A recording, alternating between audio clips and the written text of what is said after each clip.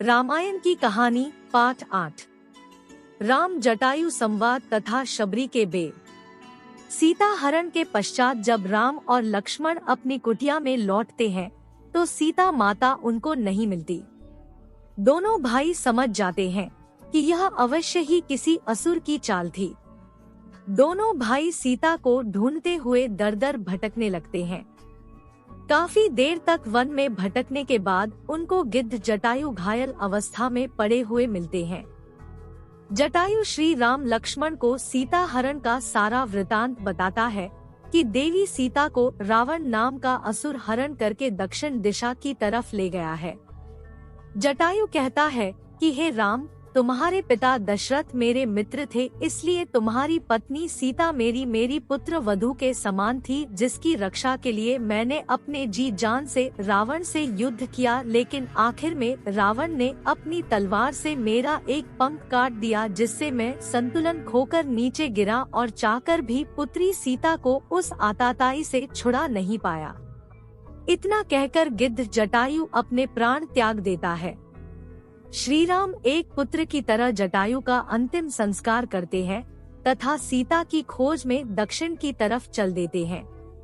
बहुत समय तक वन में भटकते हुए उन पर एक लंबी भुजाओं वाला राक्षस आक्रमण करता है। लक्ष्मण अपनी तलवार से उस राक्षस की दोनों भुजाएं काट देते हैं। तब वह राक्षस श्री राम को बताता है कि वह एक गंधर्व है और ऋषि के शाप के कारण ऐसा बन गया है। यदि कृपया करके आप मेरे पूरे शरीर का अंतिम संस्कार करेंगे तो मैं शाप से मुक्त हो जाऊंगा। तब मैं आपकी पत्नी सीता तक पहुंचने में आपकी सहायता करूंगा।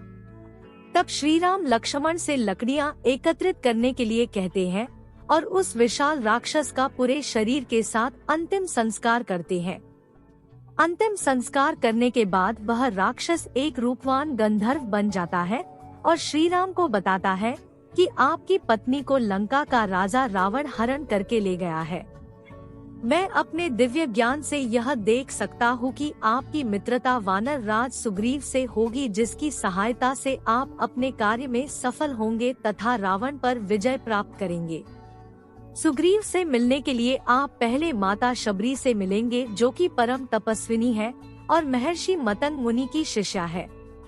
वह आपकी भक्ति कर रही है, इसलिए आप अभी पंपा सरोवर के पास स्थित मतंग मुनि के आश्रम में जाइए, जहां पर आपको माता शबरी मिलेंगी। उसके बाद श्री राम और लक्ष्मण पंपा सरोवर की तरफ चल देते हैं, जहां पर उन्हें एक वृद्ध भीलनी मिलती है जो कि रास्ते पर फूल बिछा रही होती है। वह वृद्ध भीलनी परम तपस्विनी माता शबरी थी, जो कि अपने भगवान श्री राम के आने के लिए कुटिया के रास्ते पर हर दिन फूल बिछाती थी, ताकि जब श्री राम आए तो उनके पैर में कोई कांटा ना लगे। जब श्री राम और लक्ष्मण की कुटिया में पहुंचते हैं तो उनका परिचय पाकर माता शबरी खुशी से रोने लगती है तथा श्री राम और लक्ष्मण का स्वागत करती है। वह उन्हें बताती है कि उनके गुरु श्री मतंग मुनि जी अब नहीं रहे, लेकिन उन्होंने ही मुझे बताया था कि भविष्य में श्री राम अपनी पत्नी सीता को खोजते हुए हमारे आश्रम में आएंगे और तुम उन्हें सुग्रीव तक जाने का मार्ग बता देना, जिनकी सहायता से वह रावण पर विजय प्राप्त करके अपनी पत्नी सीता को पा सकेंगे। माता शबरी श्री राम और लक्ष्मण को भोजन के रूप में अपने द्वारा लाए गए बेर देती है। शबरी श्री राम के लिए आश्रम के वृक्षों से प्रतिदिन बेर चक कर अपनी टोकरी में रखती, ताकि श्री राम के लिए केवल मीठे बेर ला सके। शबरी द्वारा चक कर इकट्ठे किए हुए बेर भी श्री राम बड़े आदर भाव से खाते हैं, क्योंकि वह जानते थे कि वह बेर झूठे होते हुए भी स्नेह और भक्ति भाव से परिपूर्ण है। शबरी मतंग मुनि के बाद केवल इसीलिए रही कि वह श्री राम के दर्शन करना चाहती थी।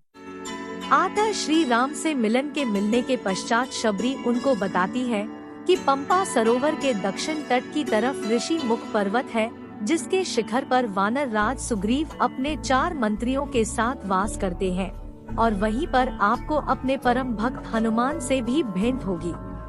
उसके पश्चात शबरी शरीर अपने परमधाम को चली जाती है।